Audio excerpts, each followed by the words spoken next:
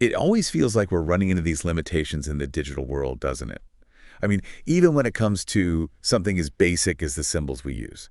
Oh, yeah. What makes you say Well, that? think about programming. Okay. We're already having to resort to all these workarounds, Yeah. double characters and combined symbols just to create enough unique names for things. Yeah. It's like we're hitting some kind of ceiling with our good old keyboard characters, you know? You know what? You've really hit on something there.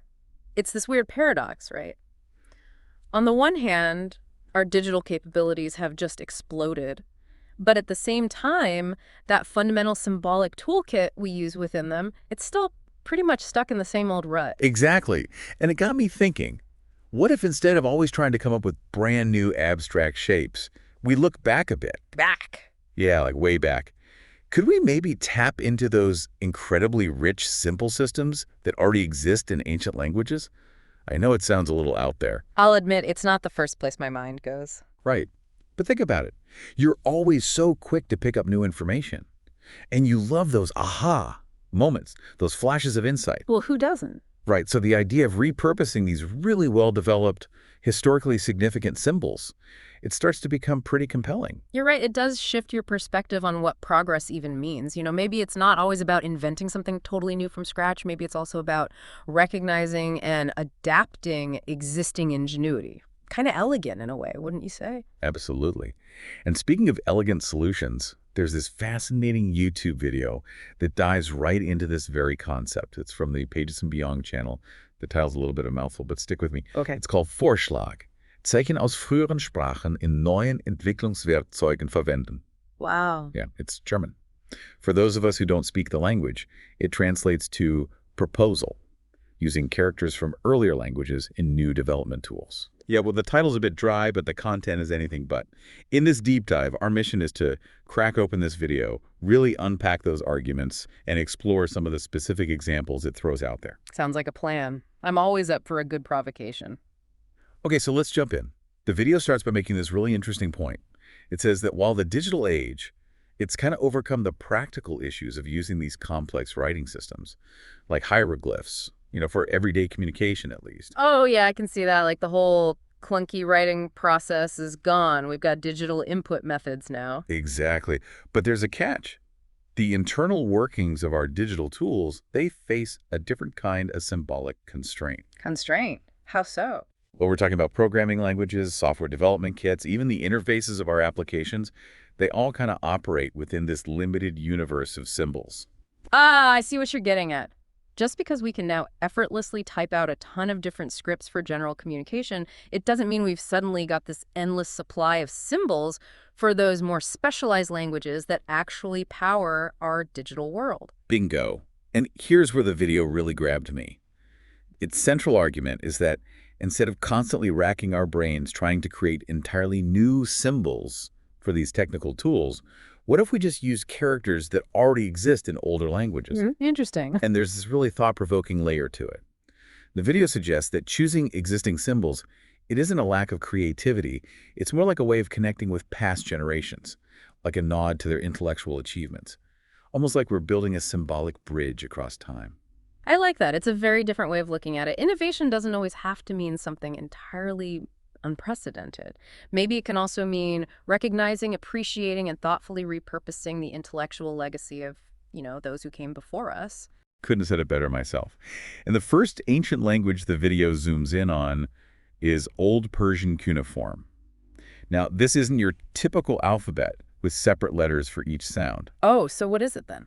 Well, the video brings up this book called Compendium of Iranian Languages, specifically an article by Rudiger Schmidt from 1989. It really gets into the weeds on this script. Okay. And what's super unique about it is that the glyphs, the symbols themselves, they're formed by repeating just a handful of basic shapes. Huh. Interesting. What kind of shapes are we talking about? We're talking wedges and angled hooks.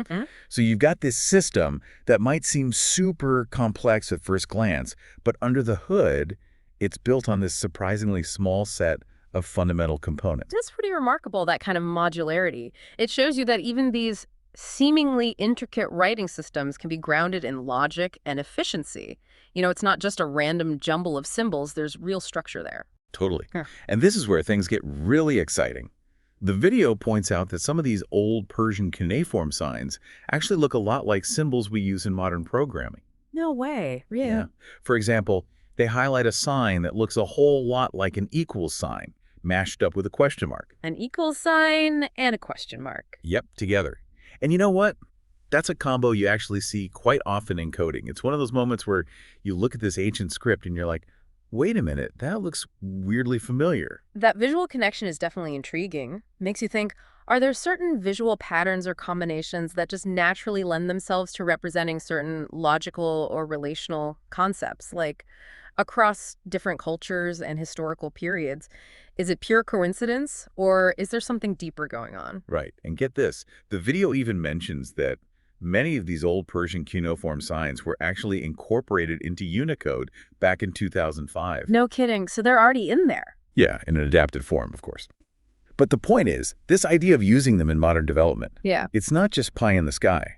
The foundation for it is already baked into our digital infrastructure. That's a huge point in terms of practicality. Having those characters already encoded in a universal standard like Unicode, that removes a massive hurdle to using them in digital tools and programming languages. Exactly. It's not just a theoretical concept anymore. And it gets even more fascinating. The video tells us that scholars actually consider Old Persian cuneiform to be one of the most, get this, progressive and most modern languages of antiquity. Wow. That's not what I would have expected. Right. But apparently it was deliberately designed for official use within the Achaemenid Empire, for things like government documents. Oh, okay. And also for inscriptions on important monuments like the Behistun inscription in Iran, which, as the video reminds us, is a UNESCO World Heritage Site. It speaks volumes about the intentions behind creating this language, doesn't it? It wasn't just something that evolved organically over centuries. This was a conscious act of linguistic design for specific purposes, for the government, for these monumental inscriptions. Really highlights the linguistic awareness they had back then. Oh, absolutely. And the Behistun inscription itself, it's mind-blowing. The video explains it's multilingual, with texts in Babylonian, Elamite, and of course, Old Persian cuneiform. Wow, trilingual. Yeah. And interestingly, scholars believe the Old Persian version was added last, sometime between 522 and 486 BCE. So that suggests the language itself was really hitting its stride around that time. Interesting. There's even this illustration of the inscription high up on a mountain from an 1872 publication by some Belarusian Russian Orientalist. I'll put the link to archive.org in the show notes if you want to check it out. It shows all the known Old Persian inscriptions with their Latin translations. Can you imagine the effort that went into creating something on that scale? The sheer scale of it and the fact that it's in multiple languages, it really underscores how important communication and record-keeping were in the Achaemenid Empire. And the fact that Old Persian was probably the last one added, maybe that points to its role as a way to convey the empire's message to a wider audience using a more contemporary language. That's a good point. And the linguistic legacy is pretty amazing, too. The video mentions that some grammatical structures from Old Persian actually survived and are still found in modern Iranian dialects. Really? Like what? Well, they give the example of the neoperfect tense. It uses an adjective and the verb to be to describe a past action with a present result, like the door is closed. Yeah. It's a direct link between this ancient language and how people speak today. Wow, those linguistic echoes are powerful. It really shows how languages, even ones that aren't spoken widely anymore, can have this lasting impact on their descendants. It's like a testament to the long and interconnected history of language evolution. It really is. The video also emphasizes how Old Persian seems to reflect the Achaemenid Empire's respect for different cultures. Oh, yeah. In what way? Well, they point out that Old Persian incorporated loan words and personal names from other languages spoken within the empire. Mm-hmm. And that kind of mirrors the whole multilingualism of their official records, paints a picture of a pretty inclusive empire for its time, wouldn't you say? Yeah, definitely. That kind of cultural sensitivity baked right into the language itself, that's really significant. It suggests that the people who created Old Persian weren't operating in a vacuum. They were aware of and accommodating to the linguistic diversity of the empire they ruled. Now, here's a really interesting grammatical quirk the video brings up. It says that Old Persian had this thing where words that weren't absolutely essential for conveying meaning could be left out. Left out. Like how? They give an example that translates roughly to this what for me done, instead of it is this that was done by me. It's like the ancient Persians had this implicit trust in the listener's ability to fill in the blanks, to grasp the meaning without needing all the grammatical scaffolding. It led the video to ask this question: were they more trusting of human intelligence? That's a fascinating insight into the cognitive assumptions that are embedded in a language.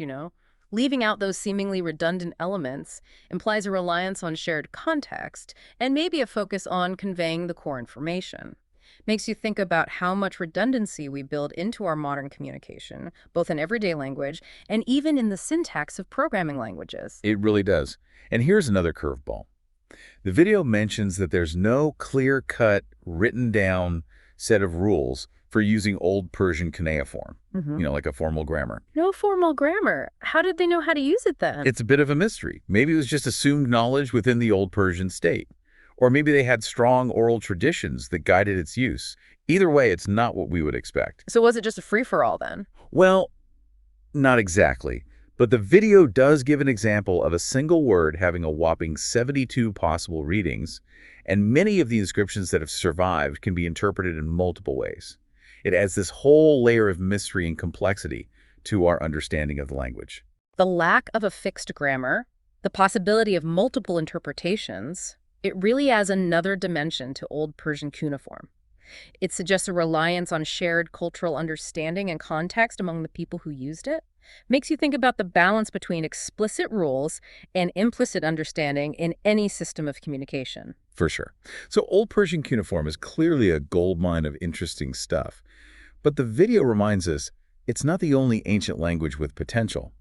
It then shifts gears and takes us to the Tangut script, which was used way back in the 12th and 13th century. The Tangut script, huh? That sounds pretty different from the streamlined modular system of Old Persian cuneiform. Oh, it is. The video describes Tangut as hieroglyphic. It even shows a side-by-side comparison of Tangut hieroglyphs for musical instruments and general use next to Chinese characters. So they're kind of similar. Yeah, in a way. But here's the crazy part. The video claims that Tangut hieroglyphs were actually more complex than Chinese ones. More complex than Chinese characters. Yeah, they even go so far as to say that it might be the most complex writing system in human history. Talk about a mind-blowing fact. It really challenges your assumptions about how writing developed. That level of complexity is mind-boggling. It points to a totally different cultural and intellectual approach to encoding information. I mean, Chinese characters are already pretty intricate, but to think that Tangut surpassed them in complexity is really remarkable. Imagine the cognitive load on the people who used it. Yeah, it's incredible. And then there's the tragic tale of the Tangut language itself. The video explains that it basically disappeared because the Tangut state was destroyed by Genghis Khan in 1227.